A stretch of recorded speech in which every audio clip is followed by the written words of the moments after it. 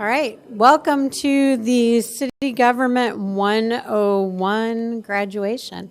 Did you have something you wanted to say first? Oh, it's all me. Great. Well, first, I want to welcome you. I'm Deb Finan. I'm the mayor. I was here, I think, the first night, and I hope that you all feel like you've learned a whole lot more about the city of Champaign since you took the class. And normally at this point, I invite you all to apply for boards and commissions. I am excited or sad, depending on which side you're on, to say that we are basically full with boards and commissions, but we do keep applications. So if you find one that you're interested in, apply. We'll put it in the file folder, and we will keep you for the next time there is an opening on that board or commission. I also want to recognize Councilmember Pianfetti and Gladney are both in the back. Deputy Mayor Bruno walked in. There he is. And is anybody else here? I'm not missing anybody. And I really want to thank all of our staff who have done an amazing job. Everything I've heard, I've talked to several people from this year's class. They have said that this has just been a really fabulous class, and it was changed up this year. So it's a little bit shorter, but a little bit more intense. So I hope you enjoyed it. One of the things that's pretty fun about your class is you are class number 5. It's 5th year of City Government 101, and we have had a total of 155 citizens who have gone through City Government 101. And we've had 105 of those who have met the requirements to graduate. So that's pretty amazing. And we're really excited about that. I think I said, and on your first night, some of this came from council members get the opportunity to do orientation, and we go city department by city department, learning what they do and talking with staff, and everybody would kind of say, oh, it'd be so great if citizens could have the same opportunity, and staff really seized on that. And I really do hope that you take away from this what we all took away when we got oriented, that we have a pretty amazing city with a lot of great staff. Today, you all have 30 members that pre-registered to attend. 23 people are going to graduate, and 17 of you had perfect attendance. So congratulations. We're really excited. So I talked to you about boards and commissions. I also want to do a plug for neighborhood services. So John Ruffin and Carrie Wyman, who are here, and Nina Sibley's in the back. They are also always looking for community volunteers. They have neighborhood groups in just about every neighborhood in the city. So if you want to get involved, please speak to one of us after or email us, because we'd love to have you continue to be involved. So I get the pleasure now to read off names, and we are going to hand you your certificates. So the first person is Andrew Bloom.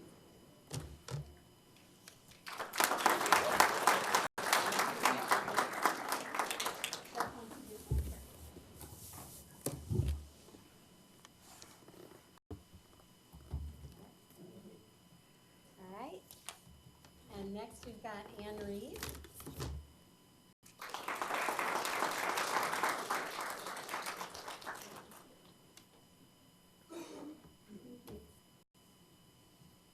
Ann Capera, did I say that right? All right.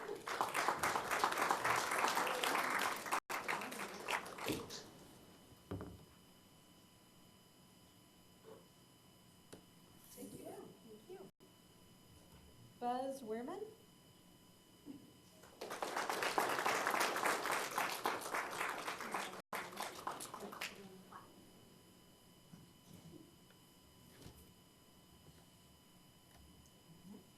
And we have Darian Burrow. Hey.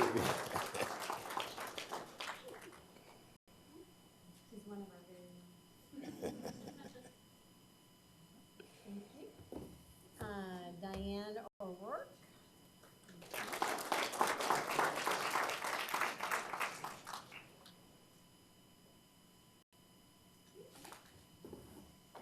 And we have Edwin Lira.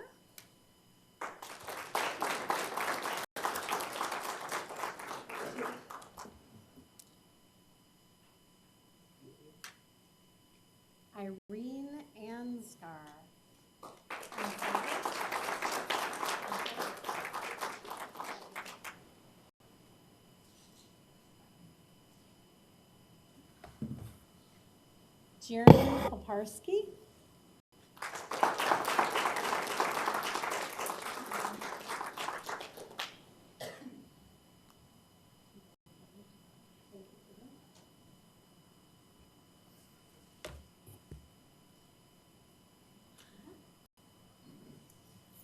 And we've got Jessica Underwood.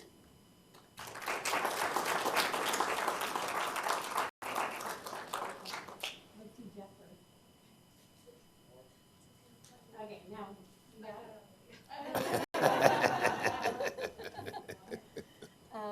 Joe Salva.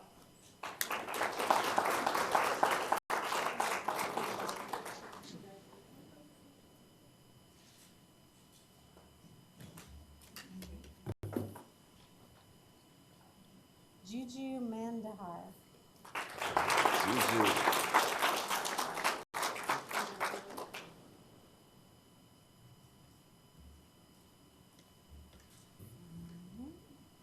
Kathleen's not here. Kathleen's not. Corbin Fig. Mayor.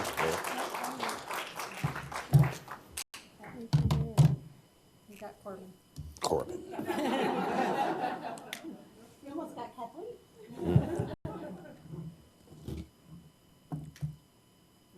Thank you. London is here, even though you're not checked off.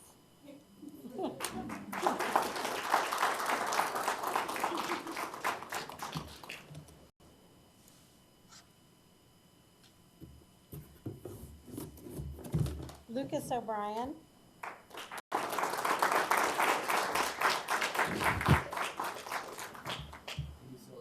Yeah, of course.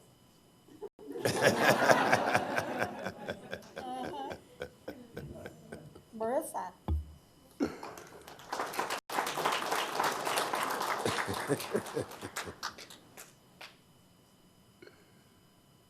You're not going to get Adam and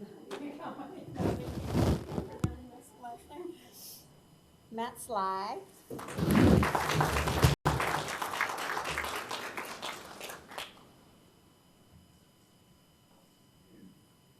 Yep, got it. And Ule Harvey.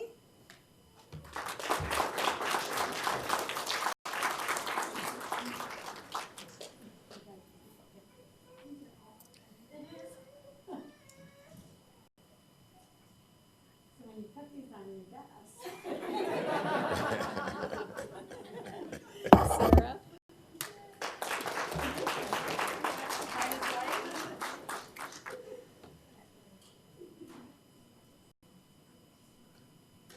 Thank you.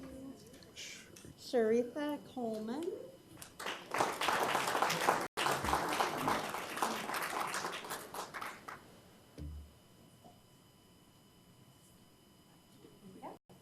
And Tyler Nada.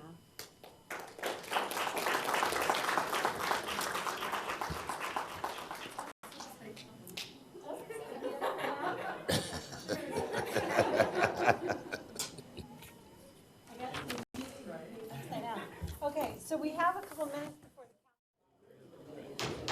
the. Good evening. Welcome to our Champaign City Council meeting for November 19th, 2019. I invite you to join me for a moment of silence, followed by the pledge.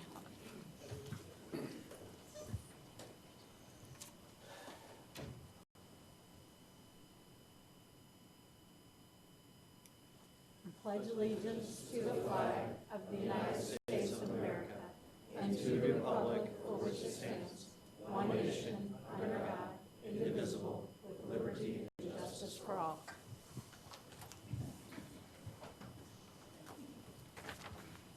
Clerk, please call the roll.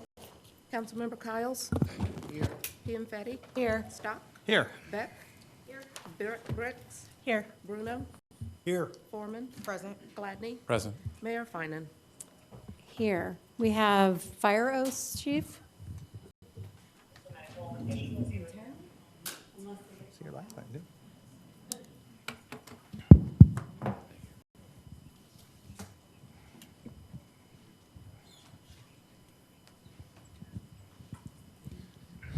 Good evening, Mayor and members of the council. It's my honor and privileged this evening to introduce you to some of the newly promoted firefighters within the Champaign Fire Department and also a newly hired firefighter within the Champaign Fire Department. So the first one is Todd Anderson, if you would please come forward. Todd Anderson is promoted to the rank of lieutenant. He has served in the Champaign Fire Department for 26 years. He was promoted to lieutenant on September 30th, 2019. He attended Illinois Central College. Todd is married to his wife, Kim, who is a Unit 4 teacher at Jefferson Middle School, and he has a daughter, Kayla. Todd enjoys coaching, youth, basketball, reading, and working out. All right. Please raise your right hand and state your oath. I, Todd Anderson, having been appointed to the position of Fire Lieutenant in the City of Champaign and the County of Champaign, do hereby affirm that I will perform the duties of Fire Lieutenant to the best of my abilities, and that I will uphold the Constitution of the State of Illinois and the Constitution of the United States of America to the best of my abilities. Thank you so much. I forgot to mention, if you just hold your applause until we get to the final person. Would Andrew Shaman please come forward?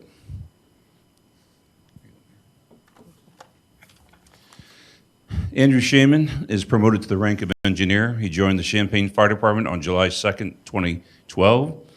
He's been promoted to the rank of engineer on September 30th, 2019.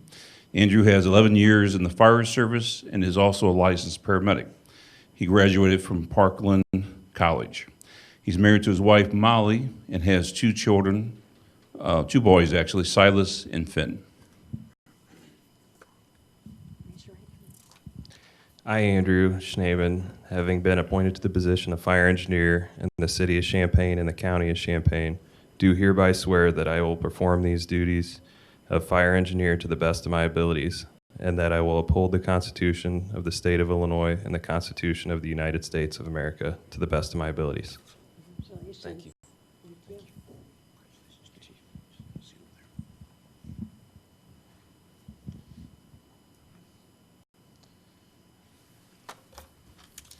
It's my pleasure to introduce a newly hired firefighter. His name is Dustin Hake. He joined the fire department on September 3rd, 2019. He holds a bachelor's degree in marketing management from Elmhurst College. And prior to joining the Champaign Fire Department, Dustin served with the Corn Belt Fire Protection District for 6 months. Dustin's father, Chip Hake, is a lieutenant currently serving with the Champaign Fire Department. I, Dustin Hake, having been appointed to the position of probationary firefighter in the City of Champaign and the County of Champaign, do hereby swear that I will perform the duties of firefighter to the best of my abilities, and that I will uphold the Constitution of the State of Illinois and the Constitution of the United States of America to the best of my abilities. Congratulations. Thank you. All right, now we can clap. Yeah, let's all join in and give them a round of applause. Come on.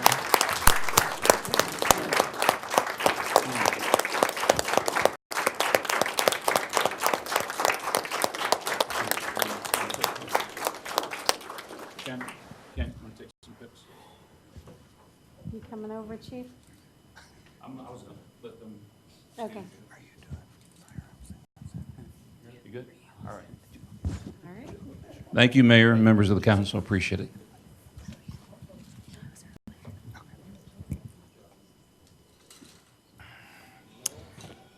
Madam Mayor, I move that we approve the minutes of September 17, 2019 regular council meeting, September 24th special regular council meeting, and October 15th post-council study session. Second. Any corrections or comments? All those in favor signify by saying aye. Aye. Pose same sign. Motion carries. Do we have any correspondence? No. We do have a public hearing. The purpose of this public hearing is that Illinois state law requires that the City of Champaign hold a public hearing on its estimated 2019 property tax levy.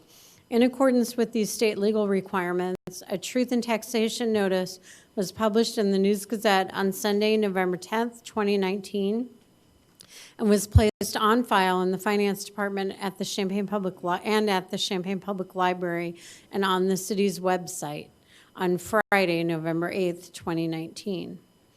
I now declare this public hearing open. If you desire to make any statement concerning the estimated 2019 property tax levy, you are welcome to come forward and be recognized. Is there anyone here for that?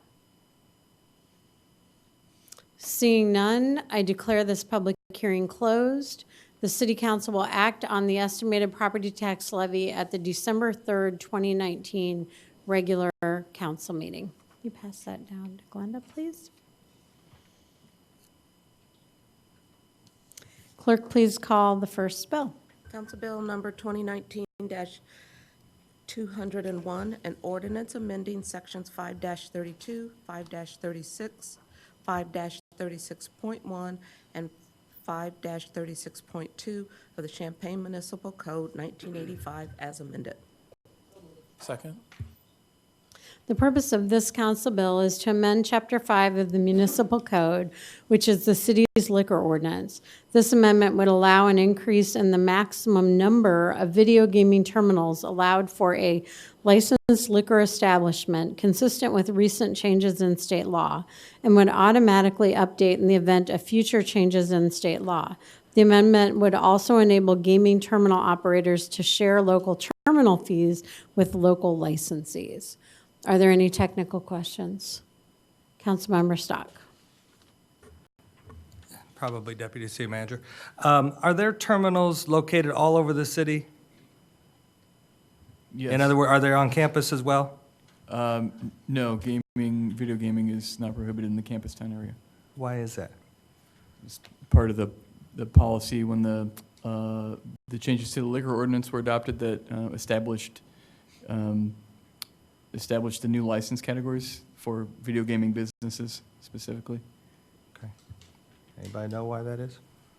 Because we voted for it that way.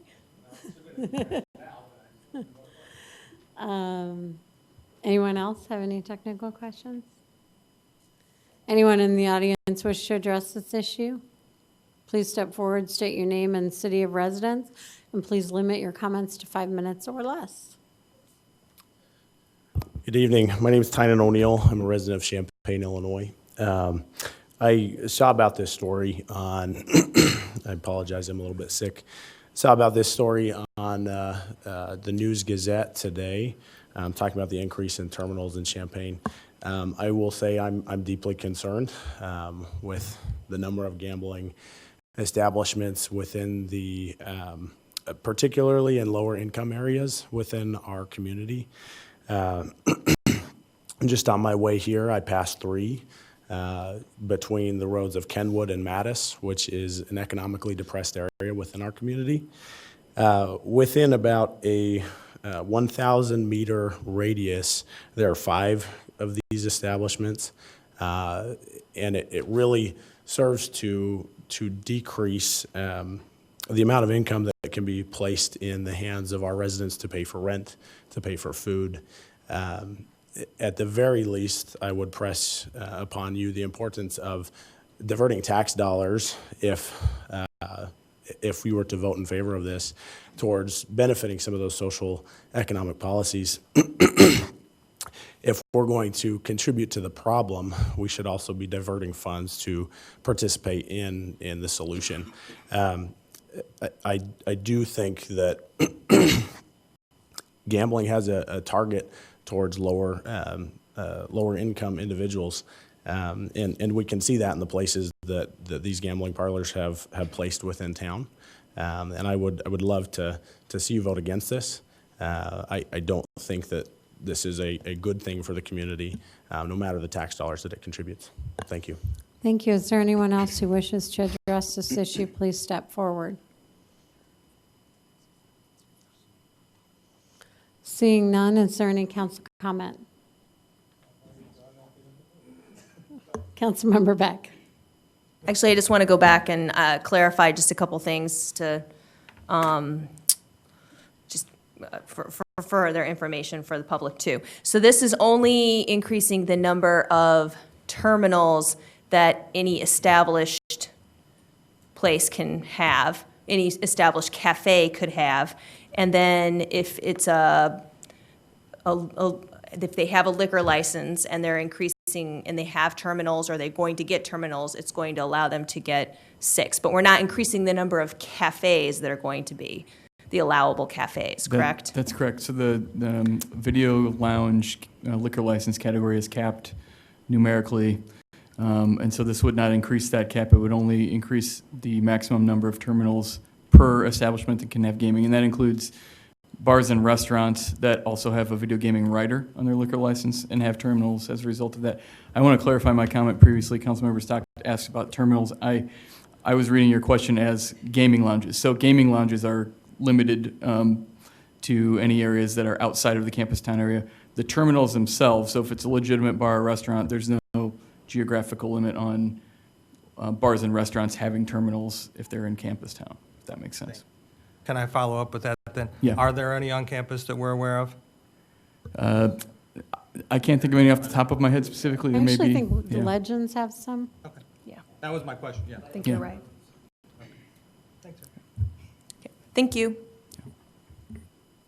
Now that you've jogged my memory. Anybody else? Councilmember Bruno.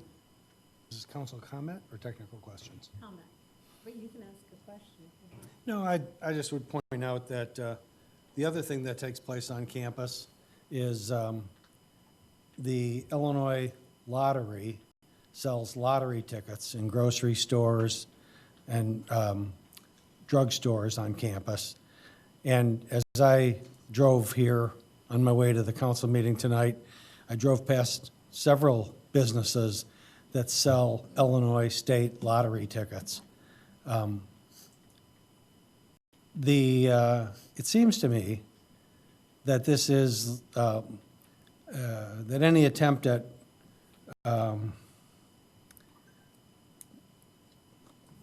artificially limiting the number of terminals would be about as useful a way to address gambling as it would be to address alcoholism by limiting the number of aisles that a liquor store could have, as if somehow that was going to solve the problem. There are people who allow themselves to become addicted to tobacco, alcohol, and gambling, and other things. But there are other people who enjoy this industry and are not addicted and are making a conscious decision that this is how they want to buy their entertainment. I don't know that it ought to be the role of city government to say, there are only 5 stools for this instead of 6 stools because we think you ought not be spending your paycheck this way. I don't think limiting the number of terminals in a business effectively addresses the societal problem of people who are addicted to gambling anymore, as I said, to limiting the number of shelf space in a liquor store would address alcoholism. So I'm going to vote for this because I think the less government regulation, the better, especially in areas where residents of our community are voting loudly with their patronage that this is something they enjoy doing. I remember 20 years ago when a movie theater located in Savoy, I think, wanted to go from 2 screens to 4 screens. And there was actually a public outcry that there is no way a movie theater ought to have 4 different screens. Why would you need to do that? And now, they're all 12 screens. It's just not the role of government to say, that's not the way we like you running your business. We make those decisions largely in the United States by people making an economic choice. They work hard all day. They make a decision.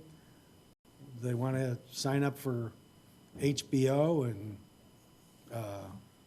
Showtime and get cable TV. Is that how they want to get entertainment? Do they want to go to the Cranard Center and spend $65 for a 2-hour show? Or do they want to sit in front of a gaming terminal with their friends and see if they might win $5? We can criticize those choices, but I don't think it's the role of the government to try to limit those choices, and therefore I'm going to vote yes on this ordinance tonight. Anyone else? Councilmember Stock. I almost wasn't going to speak, but you got me with the movie theaters again. I guess I would argue, to sort of counter that, by my fuzzy math, the citizens of Champaign, well, maybe not all citizens of Champaign, but people in the city of Champaign lose between $250 and $300,000 a month. Millions of dollars a year being lost on these machines. I don't really mind the Pias of the world or the American Legions of the world. I do have a problem with the McDonald's of gambling, where the money goes to Tennessee and the money goes to wherever, not here, where that money just literally walks out of this community. It's not walking to create jobs. It's not walking to make any money to recirculate in this community at all in many cases. And that's really where, but there are 269 terminals in the city of Champaign, which I think is a pretty good amount.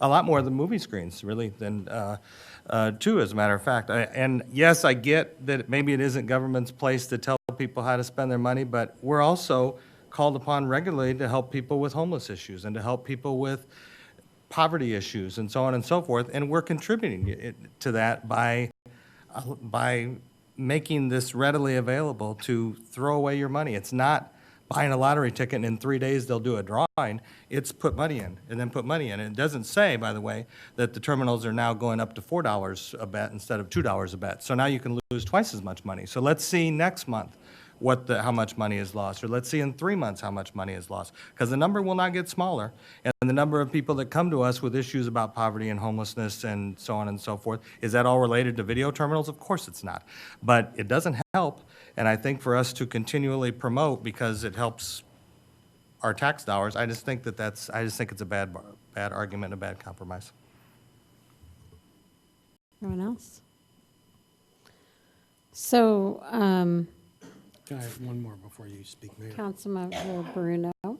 Just for the record, I'd be in support of this if there was no city tax collected on this activity.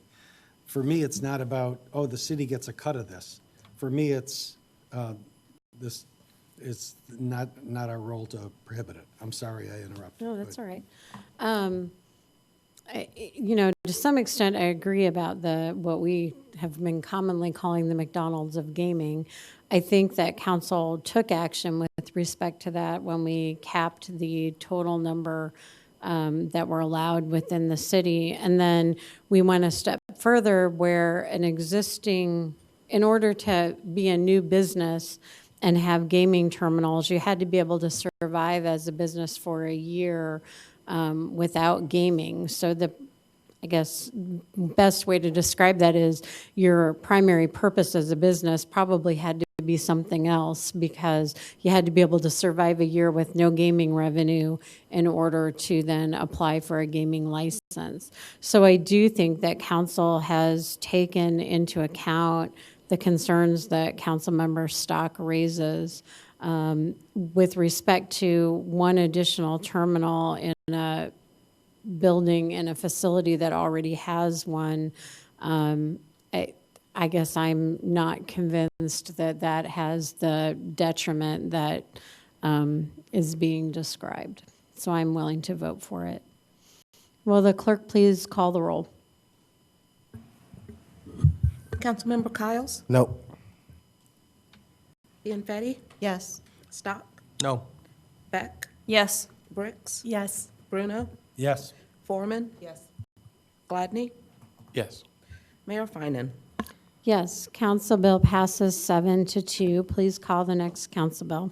Council Bill Number 2019-202, a resolution approving the final plat of the third replat of Meyer subdivision. So moved. The purpose of this council bill is to approve the final plat for the third replat of Meyer subdivision and a waiver request from the applicant that some of the infrastructure required by the subdivision ordinance be waived.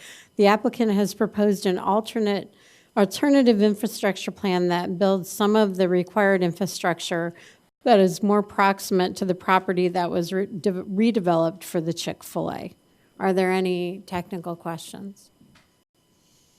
Anyone in the audience wish to address this issue? Council comment? Clerk, please call the roll. Councilmember Kyles? Yes. Pianfetti? Yes. Stock? Yes. Beck? Yes. Briggs? Yes. Bruno? Yes. Foreman? Yes. Gladney? Yes. Mayor Finan. Yes, Council Bill passes 9-0. Please call the next bill. Council Bill number 2019-203, a resolution authorizing the purchase of one combination sewer cleaning vacuum truck and declaring one combination sewer cleaning vacuum truck to be surplus. Second. Purpose of this council bill is to authorize purchase of one international Vector Model 2100 series combination sewer cleaning and vacuum truck from Co-Equipment, Inc. of Rochester, Illinois, and the net amount of $351,348.02. This council bill also declares one 2003 International Vector 2110 as surplus property to be used as a trade-in to offset the purchase of the new Vector truck. Are there any technical questions? Anyone in the audience wish to address this issue? Council comment? Clerk, please call the roll. Councilmember Kyles? Yes. Pianfetti? Yes. Stock? Yes. Beck? Yes. Briggs? Yes. Bruno? Yes. Foreman? Yes. Gladney? Yes. Mayor Finan. Yes, council bill passes 9-0. Please call the next bill. Council Bill number 2019-204, a resolution accepting a bid for the purchase of one sign utility truck and declaring one sign utility truck to be surplus. So moved. Second. The purpose of this council bill is to accept a bid and authorize the city manager to execute an agreement with Morrow Brothers, Inc. of Greenfield, Illinois, for the purchase of one 2020 Ford F-450 sign utility truck in the net amount of $85,950. This council bill also declares one existing sign utility truck as surplus property. Are there any technical questions? Anyone in the, Councilmember Foreman. Serious question, Public Works Director. Do you know how much the original truck was? Or it's, okay. Ma'am, I'm not sure of the exact price, but it was about $40,000 to $50,000 thereabouts approximately. Do we know why there's such an increase in? It was a different type of truck. The current truck is a more or less a flatbed type of a truck with a rolling attachment to slide off where the employee can work on the right of way to replace the signs.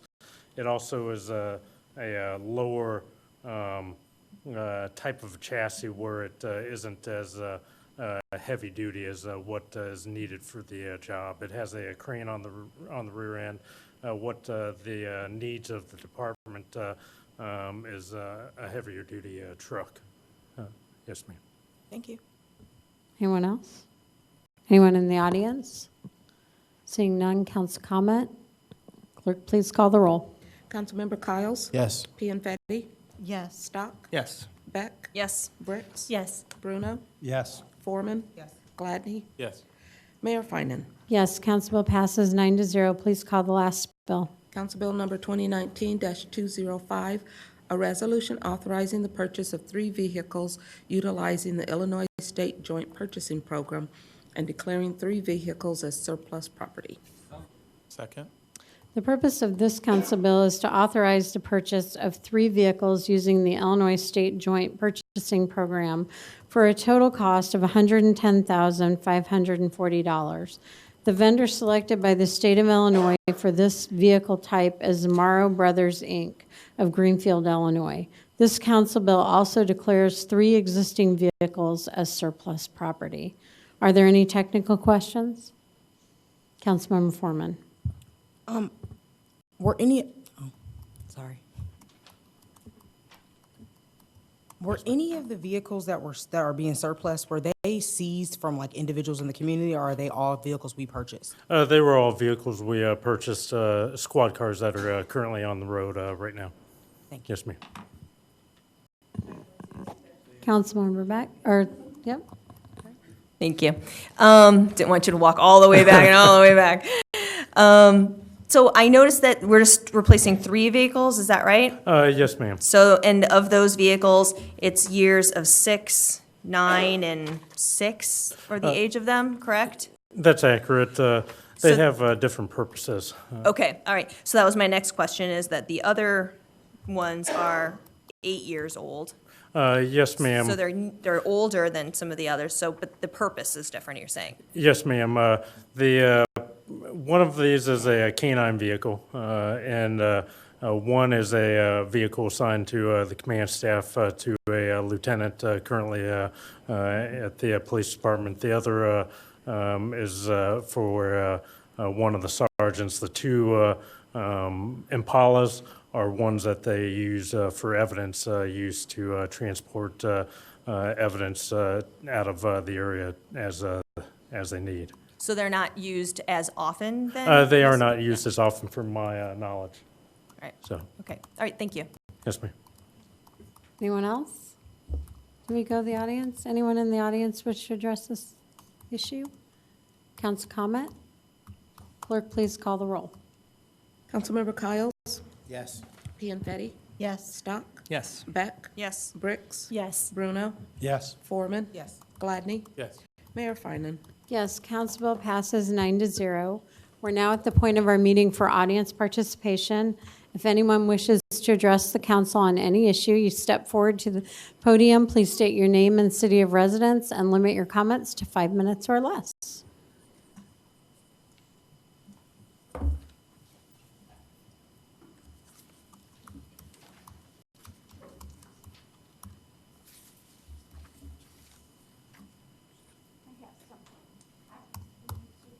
Thank you.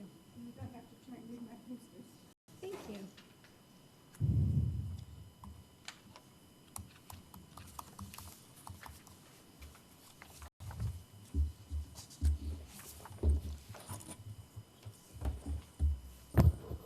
My name is Debbie Insana, and I live in rural Urbana in Champaign County.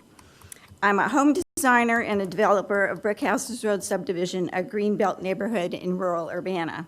And I would like to talk about the climate crisis and an idea that I have to share with you about how city councils might help begin curbing some carbon emissions originating in Urbana-Champaign.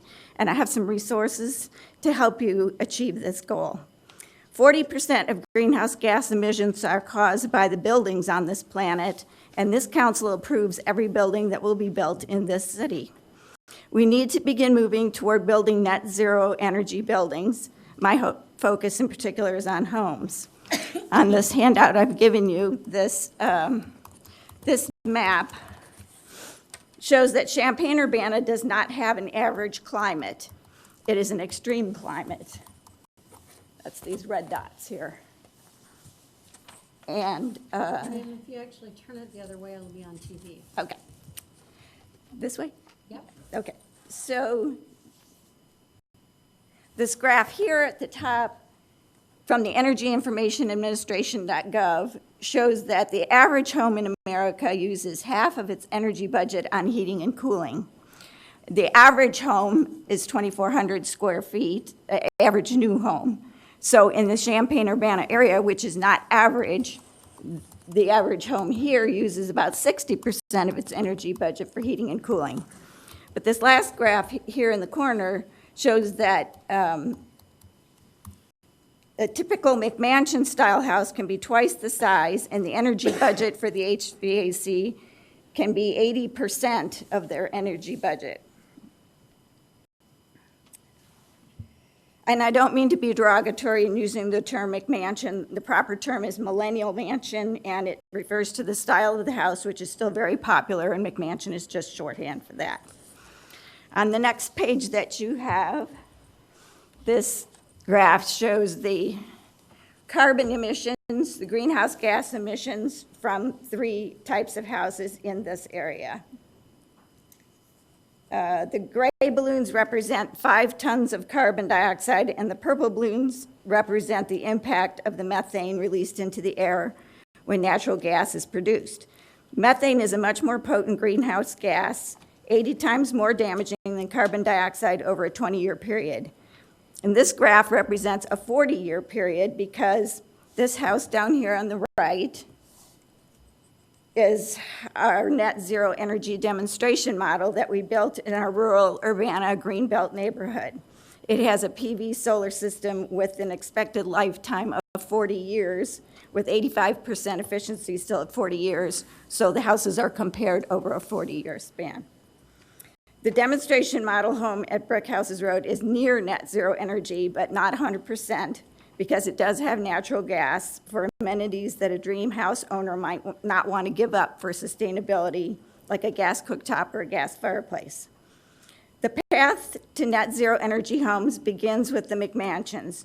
We need to build more sustainable homes that do not emit thousands of tons of greenhouse gases over their useful life, which is generally 100 years or more. The problem is that sustainable building costs more upfront, even though it saves money, and the consequence of carbon emissions in the long run.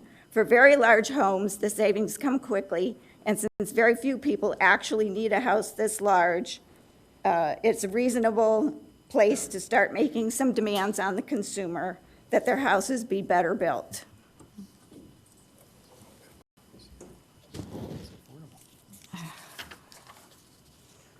This last page shows that the total cost of energy for the two kinds of homes, of large homes, and this includes the whole cost of energy for the household, including gas and electric bills. The conventionally built McMansion will cost almost $274,000 in energy bills over the next 40 years. The net zero energy house will cost less than $2,000, and this is largely just the price for being connected to these utilities. The natural gas usage is minimal. Aside from saving money in carbon emissions, this large net zero energy home is more comfortable than a large home built in today's typical fashion. Over the past 20 years, houses not only grew in square footage, they came to include large open spaces with 20-foot ceilings and the ever-popular wall of windows. The builders of these new homes just kept using the same building techniques and systems as were developed for smaller homes. The interesting thing is that natural gas forced air heating is not the best way to heat such enormous volumes. It's inappropriate but cheap. Heating a large space that has high volume ceilings with hot air is impractical, inefficient, and uncomfortable. For large volume rooms, geothermal hydronic radiant floor heating should be presented as a better choice. The net zero energy house not only saves money in carbon emissions, it provides for a higher quality of life.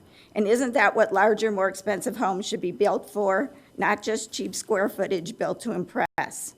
I think it is important that consumers who are considering building a larger home be made aware of these points, and they should be given a path forward to achieving this kind of home.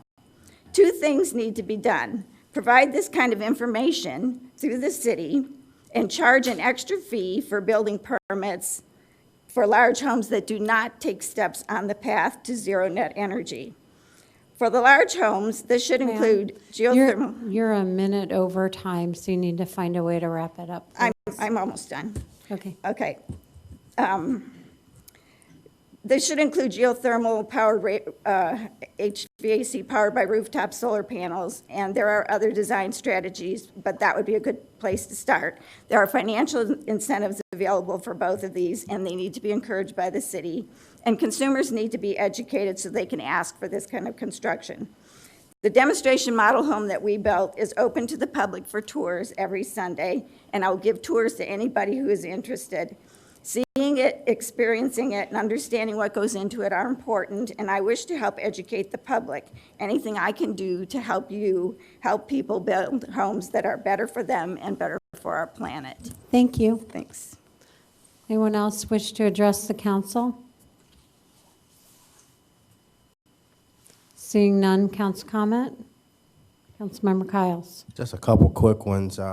Number one, Thanksgiving is coming around. We do a community dinner every year at the Salvation Army. It's actually on Thanksgiving Day from 11 to 2 p.m. Sonic Lodge and Berean Covenant Church are going to come together again at the Salvation Army to do a community dinner. So that is that. And then this Thursday, the Champaign County Black Chamber of Commerce is having an end of the year mixer. If you all haven't received your invites, staff, public are invited. Neal Street Blues, 5:30 to 7:30, and light little program would be at 6:30. Thank you. Anyone else? City Manager? Vouchers. Madam Mayor, I move that we approve the vendor payments in the amount of $1,751,899.40. Second. Any discussion? All those in favor signify by saying aye. Aye. Opposed, same sign. Motion carries. Madam Mayor, I move that we approve the payroll of November 1st, 2019 in the amount of $2,020,180.21. Second. Any discussion? All those in favor signify by saying aye. Aye. Aye. Opposed, same sign. Motion carries. Madam Mayor, I move that we approve three different investments. The investment of October 28th, 2019, in the amount of $3,997,314.44. The investment of October 29th, 2019, in the amount of $3,162.50. And the investment of October 30th, 2019, in the amount of $3 million. Second. There any discussion or questions? All those in favor signify by saying aye. Aye. Opposed, same sign. Motion carries. We are now at the point of our meeting for a study session. I'm going to say that we take a 5-minute break to allow all of our presenters to get set up, and then we will be back. City Manager, did you want to introduce this item? Just very briefly, Your Honor. The item on our study session agenda tonight is the 2045 Long Range Transportation Plan Update. We are joined by a guest from the Champaign-Urbana Urbanized Area Transportation Study, more commonly known or fondly known as CUATS, that they are in the middle of updating the County Long Range Transportation Plan, and we've invited them to provide an update. And I'm going to turn it over to Tina, who will introduce our guest and the topic. Sure. Good evening, Council. We are here to present the draft of the Long Range Transportation Plan for 2045. As some of you may know, the LRTP 2045 is a multimodal regional transportation plan. Our region or metropolitan planning area consists of Champaign, Urbana, Savoy, Mahomet, Bonneville, and Tolono. And some of you may recognize that it's important to plan on a regional scale since our communities are interconnected, particularly as it pertains to services, transportation, employment, and housing. The LRTP is also important because the plan allows us to be eligible for federal transportation dollars. So myself and Chris Sokolowski from Public Works for the last year have worked with Ashley and Rita Black at RPC as part of the steering committee, that's the word. As part of the steering committee. So Ashley here is a Planner 3 with CUATS. This is her second update to the LRTP, and I'll let Ashley take it from here. Thank you, and thank you all for setting aside some time to talk about this evening. So like Tina said, this is a federal requirement for funding in our region. This is a plan that has a 25-year scope, but we update it every 5 years. And she also mentioned our planning area. It's shown on the map here. It is centered around the urbanized area, which is defined by the census, but the steering committee also defines a larger planning area in order to consider land that might be relevant to the urbanized area in the next 25 years. So it is regional in scope. It is really intended to anticipate regionally significant transportation infrastructure needs over the next 25 years. This is so that we can apply for funding, so that the federal government knows what our collective priorities are. It is not intended to take the place of any local plans. This is purely to set aside time to think about the future as a larger community and anticipate changes that might occur and prepare for them both financially but also socially and technologically. So our steering committee that Tina mentioned, we do include our member agencies, of course, for CUATs, which are the municipalities, MTD, the university, IDOT, but we also broaden that for the long-range plan to include other relevant agencies around the region, the Housing Authority, Champaign County Bikes, PACE Independent Living Center, and other agencies, so that we can get a wide range of perspectives on issues that are relevant to transportation. So Tina assembled a report here that points out a lot of the highlights that are specific to Champaign. So in the existing conditions portion of this plan, we cover a wide range of areas, demographics, land use, environment, health, and transportation. Tina already highlighted some of the demographic issues that are specific to Champaign. Here is an age distribution chart for all of the municipalities in the area. The blue part is for college-age students, so it's no surprise, of course, that there's a concentration of those in Champaign and Urbana.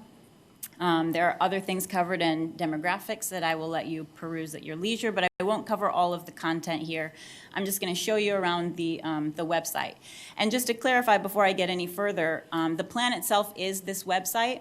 Instead of doing a printed document this year, we have transitioned to an ADA web accessible website for our plan so that it is accessible to the entire community and the agencies that use it.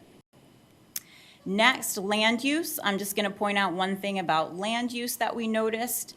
The trend going forward, the previous trend from 2007 to 2017, these two bars represent Champaign, the two in the middle Urbana, and the last two Savoy. This is looking at residential land area by category. The red is single family, the blue is multifamily, and the green is mobile homes. And we just wanted to point out that the trend over the last 10 years has been an increase in multifamily housing in terms of residential land area in all three municipalities. And that's something that we anticipate to continue into the future. With existing conditions, we also have information about the environment. This is just regional information. We don't have municipality-specific information on the environment. A topic that came up a lot during public input had to do with greenhouse gas emissions. There's a lot of concern about the role that transportation plays in producing greenhouse gas emissions. The transportation sector makes up 29% of overall greenhouse gas emissions in the U.S., and within that, light-duty vehicles, or the individual cars we drive every day, makes up almost 60%. So a lot of people are aware of this, and this was a discussion topic during our public involvement. We also have information pertaining to health. This is also mostly just regional information, not municipality specific. I will just say that it's included here because we do have an ongoing research project that we call our health impact assessment, where we attempt to correlate active transportation infrastructure and local illness occurrences such as obesity and type 2 diabetes that are related to physical activity. And so we want to do our part as a transportation system to make sure our population is getting the physical activity that they need and want for a healthy lifestyle. And then lastly, the transportation section of the existing conditions portion has information on every mode of transportation in the community. I'll just point out this first chart here on commuting. This is the only consistent data set we have for how people get around on a daily basis. This is from the ACS, the American Community Survey. And this looks at commuting mode for workers 16 years and older. So this does not include recreational trips, trips to grocery stores or other shopping. But I just wanted to point out that in Champaign and Urbana in particular, we have much higher rates of walking, biking, and public transportation than the U.S. overall, and especially over the other municipalities in our metropolitan planning area. Local agencies have won awards for this in the past, and it's a trend that people talked a lot about during public comment and that we anticipate to continue to grow. So on the public comment, before I move away from existing conditions, the first role of the public comment was to get information from local residents on what they see as the strengths and weaknesses of the system on top of the data that we collect. So we have I'm going to have to scroll a little bit, so don't look at the screen if you don't want to get dizzy. We have a public input map that we developed so that we could collect input, and I'm just going to point this out and not go into it, but your local planners have all this data that we collected. We went to over 27 events around the community in order to gather public input as part of this plan. And you can zoom in and out of the map and scroll in and out and see different comments that people have on the transportation system that they provided during this input gathering process. So all different modes all around the community. You can zoom in and out, and this is a public website that anyone has access to. It's now closed because we can't afford to maintain it going forward, but this is all documented here for the record and for the use of local agencies. In that first round of public input, we also gathered information about future priorities that residents have for the transportation system. We asked people to select the 3 most important factors they think will shape our transportation system over the next 25 years. I won't read you the descriptions, but the general categories were climate change, self-driving cars, walking and biking for health, transportation accessibility for all, increased online shopping, the environment, and car sharing. We actually had a pretty consistent response from all of the residents on what their priorities were. The top 3 were by far environment, transportation accessibility for all, including making sure that everyone has the choices they need to get around the community, and walking and biking for health. In Champaign in particular, there was definitely a priority for the transportation accessibility for all that was consistently ranked more frequently than the other categories. So I thought I would just point that out. That input led to us developing goals and objectives for the plan. The main goals are safety, multimodal connectivity, equity, economy, and the environment. I won't go into each of these, but I'll just point out the contents of these sections. We have an overarching goal followed by a table that details specific objectives, data, and performance measures that we track on an annual basis to see how well we're making progress toward our goals. And then that is followed by a list of strategies and including responsible parties that will help us make progress toward those goals. So that exists for each of the 5 overarching goals. This first tab talks about how we track that on an annual basis. And then lastly, our vision. So part of the function of this plan, like we already mentioned, is so that the federal government has an understanding and some documentation about what our priorities are for the region. This is one of the posters we used during the public input process. This gives a summary of some of the regionally significant projects in our area that we anticipate or that people have voiced as a priority for 25 years into the future. And we've attempted to connect them to our overarching goals and objectives to help the public better understand how we actually translate these goals into physical transportation projects. So for instance, in the city of Champaign, I'm sure you're familiar with the Illinois Terminal Expansion Project that's still looking for funding, but we have that listed down here in the middle of the list, and it works toward meeting multimodal connectivity goals as well as equity, economy, and environment goals. So also part of our public outreach, we worked with a local illustrator to develop a couple videos this year to help people imagine 25 years into the future. No one really thinks that way, and part of our role as planners is to help people understand what our future needs might be because we need to plan for them financially. We also need to we need to help people anticipate them in some ways. Change is never fun, and so how do we talk about and plan for future changes in a way that makes them more comfortable and so that we can shape our future in the way that we want to. So Tina is going to play part of one of our videos about the 2045 vision. Well, it's been about 20 years now since we've lived in CU. There's so many people going different places.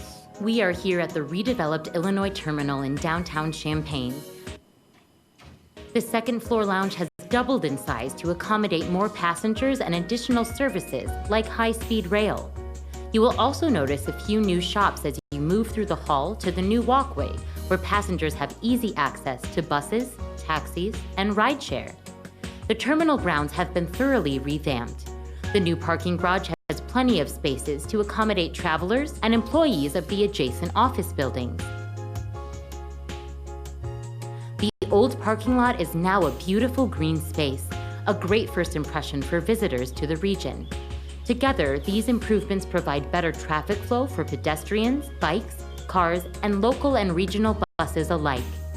All right, everyone on the bus. We should be at Grandma and Grandpa's house in no time. Let's travel around the region to visit. We're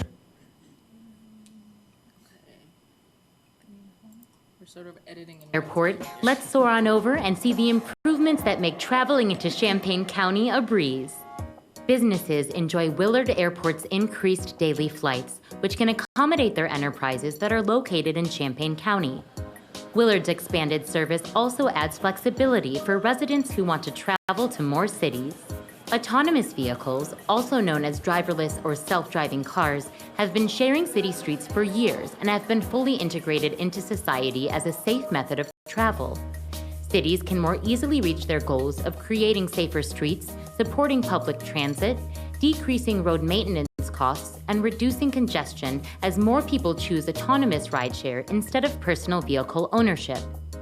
In 2045, the airport has also grown into a regional freight terminal. The existing runway capacity for large aircrafts, as well as the easy connections to the interstate system, enabled Willard Airport to expand new and enhanced air cargo services. Leaving Willard and taking US 45 north, you'll see the new Curtis Overpass. There will be no more interruptions for traffic traveling along Curtis Road as trains pass overhead. By 2045, the University of Illinois has reached the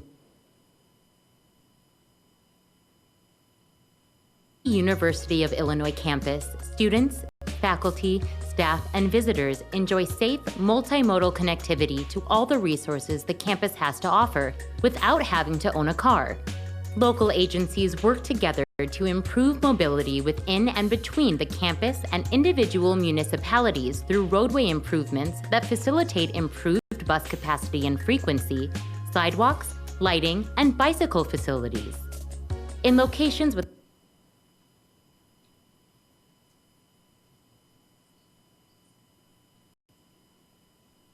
Place is one of the oldest neighborhoods in the city of Champaign, but you would never guess since it was revitalized. The area has been outfitted with bicycle and pedestrian facilities, including a greenway that follows Boneyard Creek through the expanded Bristol Park, crossing Market Street, and continuing behind the diverse range of housing types that were developed for residents of all socioeconomic levels. Toward the northern end of the neighborhood, the Barton Center at Human Kinetics Park offers a unique variety of community resources, from outdoor event space and soccer fields to classes and programs. There are opportunities for people of all ages and abilities to meet, play, and learn here. Dad, when we move here, can we live next to this park? That would be pretty cool, wouldn't it? Accessible downtowns are key to strengthening our civic character, regional economy, and engaging our unique neighborhoods. A new plaza in downtown Champaign is a welcoming community space for residents and visitors. The plaza accommodates public events and supports downtown businesses.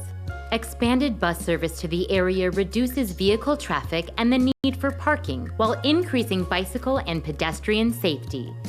Seamless transportation, diverse, sustainable infrastructure, and a welcoming, growing community committed to innovation.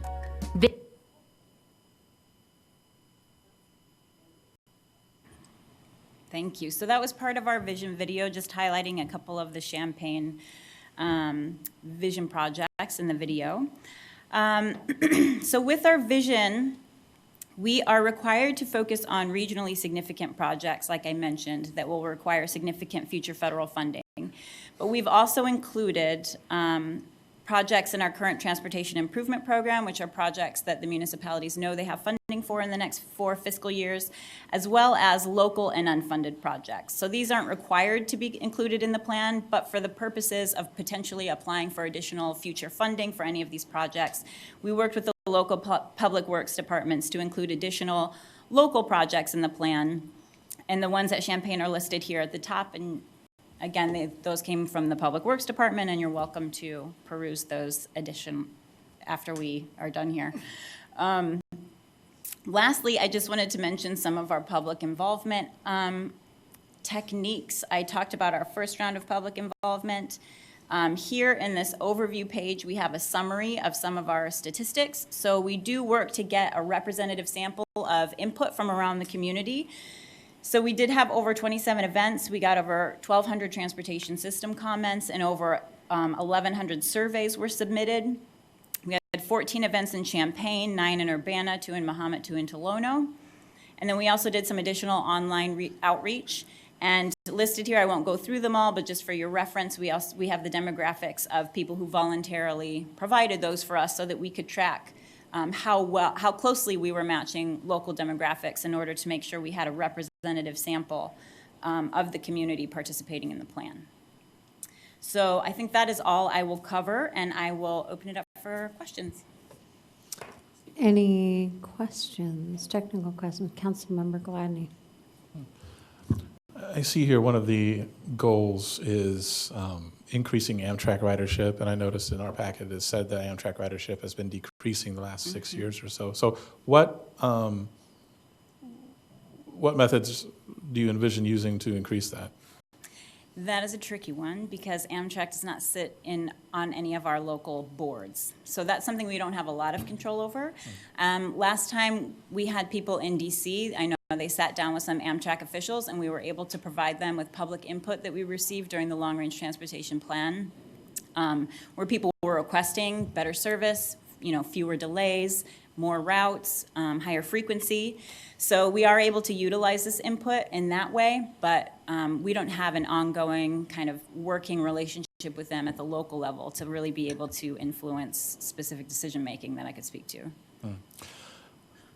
And another thing that says in here is increase active transportation connections between municipalities. Can you explain what that means? Sure. So we got some public input specifically on people wanting to. As you're aware, most of our transportation resources are kind of centered around the campus area. So transit is very, heavily serviced to the student population for good reason. And so we got a lot of public input on wanting more efficient transit routes between municipalities, from Mahomet to Champaign, or Urbana to Champaign, or Champaign to Savoy, and not always seeing those paths there. So each municipality can work on their system, but they're not always efficiently connected. So people wanting bike paths, for instance, from Champaign to Mahomet.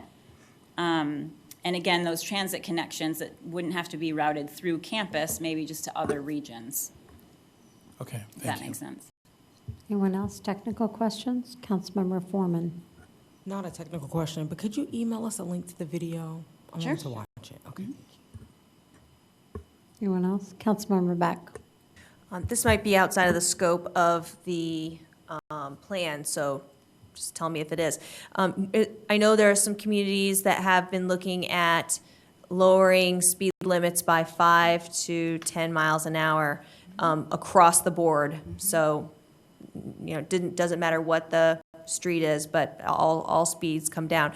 Do you address speed at all, or is that outside the scope of this particular study? It's not necessarily outside the scope. Well, it is in the sense that it wouldn't be an infrastructure project. At the same time, I do believe it is listed as one of the strategies, or one or more than one of the strategies in the safety section when it comes to bicycle and pedestrian safety. Okay, thank you. Anyone else? Anyone in the audience wish to address this issue? Council comment? Anybody?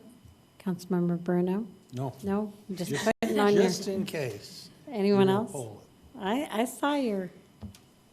Yep, I thought it was just to present the plan. I didn't think we...